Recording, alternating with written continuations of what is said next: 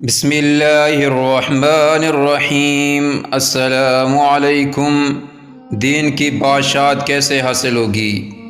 مولانا رومی رحمۃ اللہ نے لکھا ہے، ایک دفعہ ایک شخص نے اللہ کی عبادت کرنا شروع کر دی اور پروردگار کی عبادت میں اتنا مشغول ہوا کہ دنیا میں سب کچھ چھوڑ چھاڑ کر سب کچھ بھلا دیا اور سچے دل سے اللہ کی رضا میں راضی رکھنے کے لیے انسانیت کے راستے پر چل پڑا۔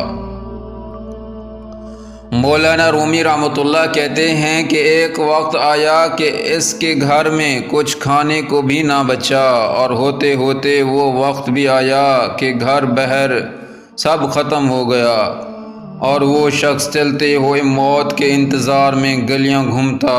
اب تو بچا کچھ نہیں تو انتظار ہی کر سکتا ہے۔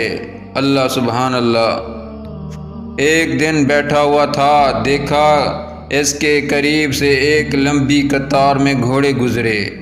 ان گھوڑوں کی سیٹ سونے اور چاندی سے بنی ہوئی تھی، اور ان کی پیٹھوں پر سونے کے کپڑے پہنے ہوئے تھے۔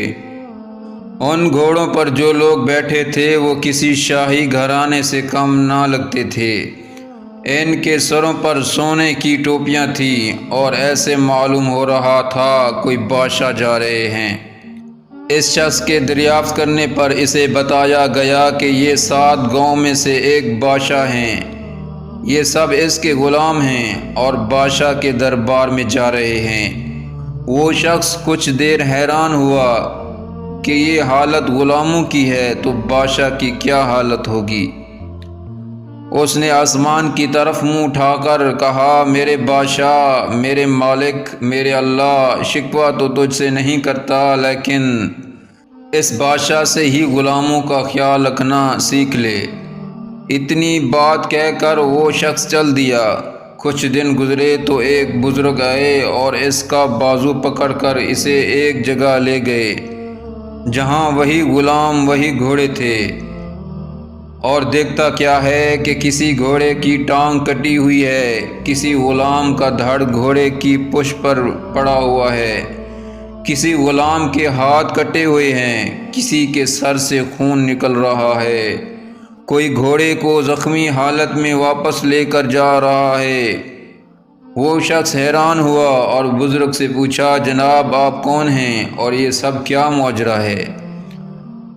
اس وقت اس بزرگ نے کہا، یہ وہی غلام ہیں جو اس دن سونے میں لپٹے ہوئے تھے، اور آج یہ ایک جنگ سے واپس آ رہے ہیں، اس لیے ان کی یہ حالت ہے۔ مجھے خواب میں بس اتنا کہا گیا ہے، اسے کہنا بادشاہوں کے لیے قربانیاں دینا بھی ان غلاموں سے سیکھ لے۔ حقیقت میں ہمیں قربانیاں دینا آیا ہی نہیں، چاہے دین کا معاملہ سیدھا کرنا ہو، رشتہ داروں کا یا دنیا کا۔ جس دن ہم قربانی دینا سیکھ لیں گے، دین کے لیے، اپنوں کے لیے اور دنیا کے لیے، اس پر توکل کرنا سیکھ لیں گے، اس دن شہنشاہ اللہ رب العزت ہمیں ایسی بادشاہت عطا فرمائے گا جو کبھی نہ ختم ہوگی۔ اس ویڈیو کو زیادہ سے زیادہ شیئر کریں اور اس چینل کو سبسکرائب کریں۔ جزاکم اللہ خیر۔